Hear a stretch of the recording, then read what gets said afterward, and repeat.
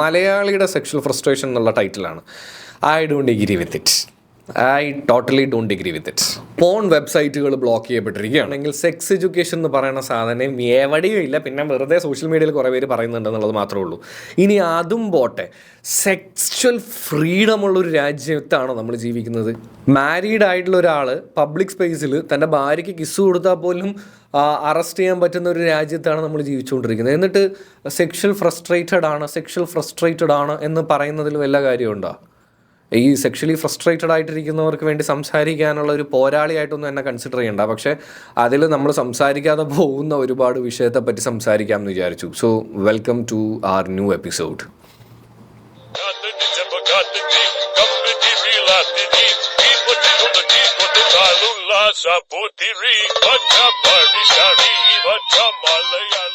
Hello guys, welcome back to Andapa Talkies and today's topic is Divya Prabha and her leaked video എന്നൊക്കെ പറഞ്ഞിട്ട് കുറേ trending ആയിട്ടുള്ളൊരു സംഭവം പൊക്കോണ്ടിരിക്കുന്നുണ്ട്. അപ്പോൾ നമുക്ക് അറിയാവുന്ന പോലെ തന്നെ all we imagine as light എന്ന് പറയുന്ന മൂവിയിൽ ആ മൂവി ആദ്യം നമ്മൾ അറിയുന്നത് എങ്ങനെയാണെന്ന് വെച്ച് കഴിഞ്ഞാൽ ഇന്നതുപോലെ ഒരു അവാർഡ് കിട്ടി നമ്മുടെ സ്റ്റേറ്റും അവരെ റെക്കഗ്നൈസ് ചെയ്ത് ഒരുപാട് കാര്യങ്ങൾ ഉണ്ടായപ്പോഴാണ് നമ്മൾ ഫസ്റ്റ് അറിയുന്നത്. എന്നാൽ ഇപ്പോൾ വീണ്ടും അത് ചർച്ചാ വിഷയമായിരിക്കുന്നത് ദിവ്യപ്രഭ എന്ന് പറയുന്ന ദിവ്യപ്രഭ ഭയങ്കര പവർഫുൾ ആയിട്ടുള്ളൊരു പേരാണല്ലേ. ആ ആക്ട്രസിൻ്റെ അതിൽ ഒരു ഇൻറ്റിമേറ്റ് സീന് ഞാൻ ആക്ച്വലി കണ്ടിട്ടില്ല. എന്ന് വെച്ച് കഴിഞ്ഞാൽ മൂവിയെ കണ്ടിട്ടില്ല. സോ അപ്പോൾ എനിക്ക് അറിഞ്ഞുകൂടെ എന്താണ് ഇൻറ്റിമേറ്റ് സീനാണോ അതോ വേറെ എന്തെങ്കിലും ആണോ എന്നുള്ളത് എനിക്കറിയില്ല. പക്ഷെ എന്നാലും ഇറ്റ്സ് എ ന്യൂഡ് സീൻ.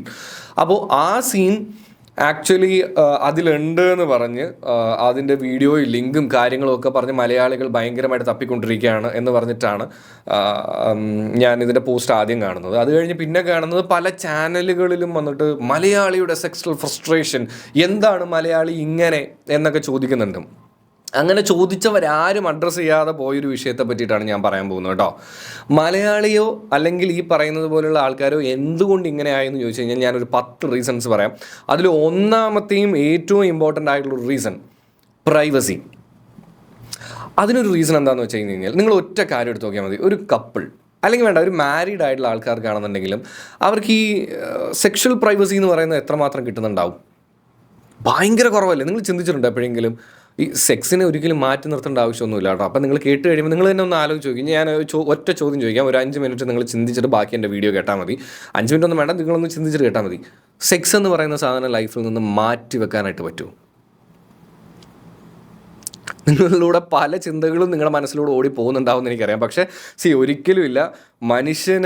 മനുഷ്യനാണെന്നല്ല മൃഗമാണെന്നുണ്ടെങ്കിലും അവന് സെക്സ് ഇസ് വെരി ഇമ്പോർട്ടൻറ്റ്. അവനോ അവളോ ഏത് ജെൻഡർ ആണെന്നുണ്ടെങ്കിലും അവർക്ക് ഇസ് വെരി ഇമ്പോർട്ടൻറ്റ്. അത് നമുക്കൊരു ബേസിക് ആയിട്ട് ആവശ്യമുള്ളൊരു കാര്യം തന്നെയാണ്. അപ്പോൾ അതിൽ നിന്ന് ഇനി ഞാൻ നേരത്തെ പറഞ്ഞ പോയിന്റിലേക്ക് ഞാൻ വരികയാണ്. അതായത് പ്രൈവസി. ഇന്ന് നമ്മുടെ നാട്ടിൽ മാത്രമല്ല ഇന്ത്യയിൽ മുഴുവനായിട്ട് എടുത്തു നോക്കുകയാണെന്നുണ്ടെങ്കിൽ ഒരു കപ്പിളിനോ മാരീഡ് ആയിട്ടുള്ള ആൾക്കാർക്കോ പ്രൈവസി ഭയങ്കര കുറവാണ്. ഇപ്പോൾ ഫാമിലിയുടെ ഇടയിൽ തന്നെ ഞാൻ ചോദിക്കുന്ന ഒരു ചോദ്യത്തിനൊരു ഉത്തരം നിങ്ങൾ തന്നെ ആലോചിച്ച് നോക്കും. ഫാമിലിയുടെ ഇടയിൽ തന്നെ മാരീഡ് ആയിട്ടുള്ള ഒരു കപ്പിളിന് അങ്ങോട്ടും ഇങ്ങോട്ടും കിസ് ചെയ്യാൻ, അതിപ്പോൾ ചീക്കിലാണെന്നുണ്ടെങ്കിൽ പോലും റെഗുലറായിട്ട് ചെയ്യാനുള്ള ഒരു പെർമിഷൻ ഉണ്ടോ എന്ന് ഞാൻ ചോദിക്കാൻ കാര്യം എന്താണെന്ന് വെച്ച് കഴിഞ്ഞാൽ ചെയ്ത് കഴിയുമ്പോഴേക്കും ഇവർക്കിത് റൂമിൻ്റെ ഉള്ളിൽ പോയി വല്ലതും ചെയ്തൂടെ എന്ന് പറയും.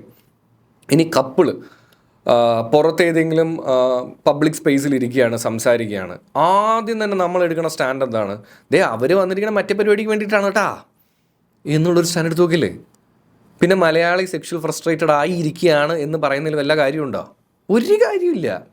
അതാണ് ഞാൻ മനസ്സിലാക്കിയിടത്തോളം നമ്മുടെ സൊസൈറ്റിയിൽ ഈ പറയുന്ന വീഡിയോ ഇടുന്ന നമ്മളടക്കം ആരും ഈ പ്രൈവസിയോ കാര്യങ്ങളോ കൊടുക്കാതെ ഭയങ്കരമായിട്ട് എല്ലാത്തിനെയും അടച്ചിങ്ങനെ എടുത്ത് വെച്ചിട്ട് സെക്ഷൽ ഫ്രസ്ട്രേറ്റഡ് ആണെന്ന് പറഞ്ഞിട്ട് വല്ല കാര്യമുണ്ടോ? കൊടുക്കണം, പ്രൈവസി കൊടുക്കണം. മനുഷ്യന് ആവശ്യമായിട്ടുള്ളൊരു സാധനം തന്നെയാണ് സെക്സ്. അത് എന്തിനാണ് ഭയങ്കരമായിട്ട് ഡിലേ ചെയ്യുന്നത് അല്ലെങ്കിൽ ഡിനൈ ചെയ്യുന്നതെന്ന് എനിക്ക് ഇതുവരെ മനസ്സിലായിട്ടില്ല. പിന്നെ നമ്മുടെ കൾച്ചർ ടാബു എന്ന് പറയുന്നൊരു സാധനമുണ്ട്. That's second point 2. ഇന്ത്യയുടെ കൾച്ചർ, നമ്മുടെ നാടിനൊരു കൾച്ചറുണ്ട്, നമ്മുടെ നാടിന് മാങ്ങാ തൊലി ഉണ്ടെന്ന് പറഞ്ഞിട്ട് ഭയങ്കര ഡയലോഗ് അടിക്കും. ഇവർക്ക് ആർക്കെങ്കിലും നമ്മുടെ നാടും നമ്മുടെ രാജ്യവും അതിന് മുമ്പുണ്ടായിരുന്ന സംഭവങ്ങളൊക്കെ എങ്ങനെയായിരുന്നു എന്നും മനുഷ്യൻ എങ്ങനെയാണ് ജീവിച്ചിരുന്നതെന്നുള്ളതിൻ്റെ ബേസിക് ആയിട്ടുള്ള ഐഡിയ ഉണ്ടോ? സിവിലൈസേഷൻ വന്ന് കുറച്ച് കാലങ്ങളായിട്ടുള്ളൂ നമ്മളൊക്കെ ഇങ്ങനെയൊക്കെ ജീവിക്കാൻ തുടങ്ങിയിട്ട്. നമ്മളാണ് കൾച്ചറിൻ്റെ പേരും പറഞ്ഞിട്ട് ഈ സെക്സിനെ ഭയങ്കരമായിട്ട് റെസ്ട്രിക്റ്റ് ചെയ്യുന്നത്. ആൻഡ് അതുകൊണ്ടുണ്ടാകുന്ന ഏറ്റവും വലിയ പ്രശ്നം എന്താണെന്ന് വെച്ച് കഴിഞ്ഞാൽ അതാണ് തേർഡ് പോയിന്റ്. അത് രണ്ടും കൂടെ ചേർത്ത് ഞാൻ പറയുകയാണ്. Third point sex education. പ്രോപ്പറായിട്ടുള്ള സെക്സ് എഡ്യൂക്കേഷൻ നമ്മുടെ നാട്ടിൽ കിട്ടുന്നില്ല എന്നുള്ളതാണ്. സെക്സ് എഡ്യൂക്കേഷൻ്റെ കാര്യം എടുത്ത് നോക്കുകയാണെന്നുണ്ടെങ്കിലും നമ്മുടെ നാട്ടിൽ എനിക്ക് തോന്നുന്നില്ല ഫ്രീ ആയിട്ട് ഈവൻ സ്കൂളുകളിൽ ഇതിനെപ്പറ്റി സംസാരിക്കാൻ പറ്റില്ല. ഇന്നും സോഷ്യൽ മീഡിയയിൽ ഇതിനെപ്പറ്റി സംസാരിക്കാൻ പറ്റില്ല. ആൾക്കാർ കാണുന്ന നിനക്കിതൊക്കെ സംസാരിക്കണം എന്നുണ്ടെങ്കിൽ നിൻ്റെ വീട്ടുകാരോടോ അല്ലെങ്കിൽ നിൻ്റെ ഭാര്യയുടെ അടുത്തൊക്കെ ഇരുന്ന് സംസാരിച്ചാൽ പോരെ എന്നുള്ള ചോദ്യം കമൻറ്റുകളൊക്കെ വരാം. ഇനി അത് കഴിഞ്ഞാണെന്നുണ്ടെങ്കിലും ഇപ്പോഴും സത്യം പറഞ്ഞു കഴിഞ്ഞാൽ ഫ്രീ ആയിട്ട് സെക്സ് റിലേറ്റഡ് ആയിട്ടുള്ള എഡ്യൂക്കേഷൻ കിട്ടുന്ന സ്പേസസ് നമ്മുടെ ചുറ്റും ഭയങ്കര കുറവാണെന്നുള്ളതാണ് സത്യം. പിന്നെ മലയാളി എന്ന് മാത്രമല്ല, ഒരു മനുഷ്യൻ സെക്ഷൽ ഫ്രസ്ട്രേറ്റഡ് ആയി കഴിഞ്ഞ് കഴിഞ്ഞാൽ അവൻ ഈ പറയുന്നത് പോലെ തന്നെ എന്തെങ്കിലും ഒന്ന് കിട്ടിക്കഴിയുമ്പോഴേക്കും അതിൻ്റെ പുറകെ ഓടുന്നതിൽ അവനെ കുറ്റം പറയാൻ പറ്റുമോ എൻ്റെ എനിക്ക് തോന്നുന്നില്ല. ഇനി വേറൊരു കാര്യം എനിക്ക് തോന്നിയിട്ടുള്ളത്, ഈ ഡിലേഡ് മാരേജസും അതുപോലെ അറേഞ്ച്ഡ് മാരേജും ഇതിനൊരു വലിയ കാരണമാണ്. അപ്പോൾ നിങ്ങൾ വിചാരിക്കേണ്ടത് അതെന്തപ്പോൾ അത് അങ്ങനെ പറയണത്? ദ സോ കോൾഡ് ഫെമിനിസ്റ്റുകൾ എന്നോട് ദേഷ്യപ്പെടരുത്. ഞാൻ ഡിലേഡ് മാരേജും അറേഞ്ച്ഡ് മാരേജിൻ്റെ കാര്യവും പറഞ്ഞത് ആ പെർസ്പെക്റ്റീവിലല്ല. It's very different. ബിക്കോസ് എന്താണെന്ന് വെച്ച് കഴിഞ്ഞാൽ ഈ ഡിലേഡ് മാരേജസും എസ്പെഷ്യലി അറേഞ്ച്ഡ് മാരേജും പ്രോപ്പർ സെക്സ് എഡ്യൂക്കേഷൻ ഇല്ലാത്ത ആൾക്കാരുടെ ഇടയിലേക്ക് എത്തിക്കഴിയുമ്പോൾ ഉള്ള ഏറ്റവും വലിയൊരു പ്രശ്നം എന്താണെന്ന് വെച്ച് കഴിഞ്ഞാൽ ഇത് അവർക്കൊരു പഠന ഏരിയയാണ്. ഇതിൽ അറേഞ്ച്ഡ് മാരേജിലും കുറച്ച് ഡിലേഡ് ആയിട്ട് വരുന്നവർക്കും എല്ലാം സംസാരിക്കുക എന്ന് പറയുന്നത് എന്തോ ഭയങ്കര ഒരു, especially if it is related to sex, എന്തോ ഭയങ്കര പ്രശ്നമാണ് എന്നുള്ളൊരു തോന്നലുണ്ട്. അങ്ങനെ വന്നു കഴിയുമ്പോൾ ഉള്ളൊരു പ്രശ്നം, അവർക്ക് ആർക്കും പ്രോപ്പറായിട്ട് ഇത് സംസാരിക്കാനായിട്ട്, അതായത് അവരുടെ റിലേഷൻഷിപ്പിൽ maybe to husband or to wife പറ്റുന്നില്ല എന്നുള്ളതാണ്.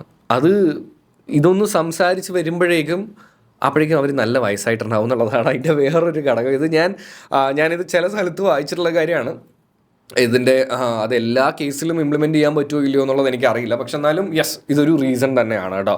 അപ്പോൾ ഒന്ന് ആലോചിച്ച് നോക്കൂ, സെക്സ് എന്ന് പറയുന്നത് ഒരു മനുഷ്യന് ആവശ്യമായിട്ടുള്ളൊരു കാര്യം തന്നെയാണ്. പക്ഷേ എന്നിട്ട് പോലും അവനത് ഈ മാരേജ്, നമ്മുടെ നാട്ടിൽ മാരേജ് ഉണ്ടെങ്കിൽ മാത്രമാണ് സെക്സിന് പെർമിഷൻ അല്ലെങ്കിൽ ലൈസൻസ് ഉള്ളൂ എന്നാണ് പറയപ്പെടുന്നത്. അങ്ങനെയാണെന്നുണ്ടെങ്കിൽ അത് ഡിലേ ചെയ്യുമ്പോൾ അല്ലെങ്കിൽ അത് അറേഞ്ച്ഡ് മാരേജിലേക്ക് കുറച്ചും വൈകി വരുമ്പോൾ സ്വാഭാവികമായിട്ടും എന്ത് പറ്റും?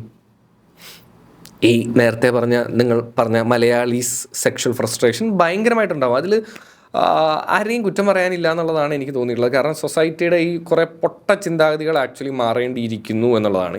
My next point is gender inequality. Gender ഇൻഈക്വാലിറ്റിയുടെ ഒരു കാര്യം എന്താണെന്ന് വെച്ച് കഴിഞ്ഞാൽ, പിന്നെ ഈ പുരുഷ മേധാവിത്വം ഓക്കെ, ആ ഒരു സാധനം ഭയങ്കര കൂടുതലാണ്. അതിൽ ഞാൻ ഒട്ടും വിശ്വസിക്കുന്നില്ല. ജെൻഡർ ഇൻഈക്വാലിറ്റി എന്ന് ഞാൻ പറയാൻ കാര്യം എന്താണെന്ന് വെച്ച് കഴിഞ്ഞാൽ, ഇന്ന് പുരുഷന്മാരൊരു സർക്കിളിലിരുന്ന് സംസാരിക്കുമ്പോൾ they have the privilege to talk about sex അല്ലെങ്കിൽ ഇന്ന സംഭവങ്ങളെക്കുറിച്ചൊക്കെ കുറച്ചും കൂടെ കൂടുതലായിട്ട് സംസാരിക്കാനുള്ള ഒരു റൈറ്റ്സ് ഉണ്ട്. ഇന്ന് നമ്മുടെ നാട്ടിലുള്ള അവസ്ഥ തന്നെയാണ് ഞാൻ പറയണത്. ഇനി അത് തുറന്ന് സംസാരിക്കാനായിട്ട്, അതായത് സെക്സിനെ റിലേറ്റ് ചെയ്ത് തുറന്ന് സംസാരിക്കാനായിട്ടൊരു ആണിന് ചിലപ്പോൾ അവൻ്റെ വീട്ടിൽ പറ്റുമായിരിക്കാം. ഞാൻ പറയുന്ന എല്ലാ കേസിലും അല്ല, വളരെ റെയറായിട്ട്. പക്ഷെ എന്നാൽ അതിൻ്റെ ഒരു 10% അല്ലെങ്കിൽ അതിൻ്റെ ഒരു 5% പോലും സ്ത്രീകൾക്ക് പറ്റില്ല എന്നുള്ളതാണ്. ഇവർക്ക് ഇതിനെപ്പറ്റി സംസാരിക്കാനോ ഇതിനെപ്പറ്റി ചിന്തിക്കാനോ അവകാശമില്ലാത്തതുപോലെയാണ് നമ്മുടെ സൊസൈറ്റി പലപ്പോഴും എന്ത് ചെയ്യുന്നത്, സ്ത്രീകളെ അടിച്ചേൽപ്പിക്കുന്നതായിട്ട് എനിക്ക് തോന്നിയുള്ളൂ. അപ്പോൾ അതുകൊണ്ട് തന്നെ ഇതിനകത്തൊരു ജെൻഡർ ഇൻഈക്വാലിറ്റി ഉണ്ട്. ആൻഡ് അതുകൊണ്ട് തന്നെ മലയാളി സെക്ഷൽ ഫ്രസ്ട്രേറ്റഡ് ആവുന്നതിൽ നമുക്ക് കുറ്റം പറയാൻ പറ്റുമോ? ഇല്ല എന്നുള്ളതാണ്. പിന്നെ ഈ മലയാളി എന്ന് പറയുന്നതിൽ ആണും പെണ്ണും എല്ലാവരും ഉൾപ്പെടുന്നുള്ളത് ഈ കമൻ്റ് ഇട്ട് ഇത് പോകുന്നതിൽ നമുക്കറിയാം. പിന്നെ നമ്മുടെ രാജ്യത്തിൻ്റെ ഒരു അവസ്ഥ ഒന്ന് ആലോചിച്ച് നോക്കാം. ഈ തുണ്ട് എന്നൊക്കെ പറയില്ല, ഇപ്പോൾ ഏറ്റവും കൂടുതൽ ചർച്ചാ വിഷയമായതാണ്. തുണ്ട് വന്നിട്ടുണ്ട്, ലിങ്ക് വന്നിട്ടുണ്ട്, മറ്റ് സാധനങ്ങൾ വന്നിട്ടുണ്ടെന്ന് പറയുന്നു. അപ്പോൾ അതിലൊക്കെ എനിക്ക് തോന്നിയിട്ടുള്ളൊരു കാര്യം എന്താണെന്ന് വെച്ച് കഴിഞ്ഞാൽ, ഇന്ന് നമ്മുടെ രാജ്യം ആക്ച്വലി ഈ പറയുന്ന പോലെ തന്നെ ബ്ലൂ ഫിലിംസിൻ്റെയും അതുപോലെ തന്നെ പോൺ വീഡിയോ വെബ്സൈറ്റുകളെല്ലാം റെസ്ട്രിക്റ്റ് ചെയ്യപ്പെട്ടിട്ടുള്ളൊരു രാജ്യമാണ്. അപ്പോൾ സ്വാഭാവികമായിട്ടും ഞാൻ വിശ്വസിക്കുന്നു ഇതെല്ലാം ഇതിലേക്ക് അഡിക്റ്റഡ് ആവണമെന്നല്ല കേട്ടോ പറഞ്ഞത്. ഇതൊക്കെ സെക്സ് എഡ്യൂക്കേഷന് നമുക്ക് കിട്ടാവുന്ന ഏറ്റവും വലിയ സോഴ്സസ് ആണ്. ഈ സോഴ്സസ് എല്ലാം നമ്മുടെ രാജ്യം എന്ത് ചെയ്തിരിക്കുകയാണ്, പൂട്ടി വെച്ചിരിക്കുകയാണ്. ഈ പൂട്ടി വെച്ച് കഴിഞ്ഞിട്ട് ഇവർക്ക് ഇതിനെ പറ്റിയിട്ട് ഒരു ധാരണയും കിട്ടാതെ അവർക്ക് സ്വയമായിട്ട് ഇത് എങ്ങനെ എക്സ്പ്ലോർ ചെയ്യണമെന്ന് അറിയാതെ കടന്ന് കഷ്ടപ്പെട്ടുകൊണ്ടിരിക്കുമ്പോൾ അവർ സെക്ഷൽ ഫ്രസ്ട്രേഷനിലാവുന്നതിൽ അവരെ കുറ്റം പറയാൻ പറ്റുമോ? ഇനി ലീഗലായിട്ടുള്ള ഇൻസ്റ്റിറ്റ്യൂഷൻസും ബാക്കി കാര്യങ്ങളും എടുത്ത് നോക്കുകയാണെന്നുണ്ടെങ്കിൽ തന്നെ നമ്മുടെ രാജ്യത്ത് സെക്സ് എക്സ്പ്ലോർ ചെയ്യാനുള്ള ഓപ്പർച്യൂണിറ്റീസ് ഭയങ്കര കുറവാണ്, വിച്ച് ഈസ് വെരി ബാഡ്. അങ്ങനെയുള്ളപ്പോൾ ദിവ്യപ്രഭ മാത്രമല്ല, ഇതുപോലുള്ള ഇപ്പോൾ ഇൻ്റർനാഷണലി ഞാൻ ഓർക്കുന്നുണ്ട്, ഓപ്പൺ ഹൈമർ എന്ന് പറയുന്ന ക്രിസ്റ്റഫർ നോളൻ്റെ ഒരു മൂവിയിലും ഇൻറ്റിമേറ്റ് സീൻ ഉണ്ടായിരുന്നു. അത് ഇന്ത്യയിൽ റിലീസ് ചെയ്യിച്ചിട്ടുണ്ടായിരുന്നില്ല, അത് കട്ട് ചെയ്ത് കളഞ്ഞു എന്നാണ് എൻ്റെ ഓർമ്മ. ആൻഡ് ആ സീനിന് വേണ്ടി ഒരുപാട് സെർച്ച് ചെയ്തിട്ടുണ്ട് എന്നുള്ളത് ഞാൻ അന്ന് ട്വിറ്റർ തന്നെ ആയിരുന്നു എന്നാണ് എൻ്റെ വിശ്വാസം. എനിക്ക് ഓർമ്മയില്ല കേട്ടോ, എക്സ് ആണോ ട്വിറ്ററാണോ, ഓക്കെ. എനിവേസ് അതിൽ ഇതിനെ പറ്റിയിട്ടുള്ള ഒരു സംസാരം പോയിട്ടുള്ളത് എനിക്ക് ഓർമ്മയുണ്ട്.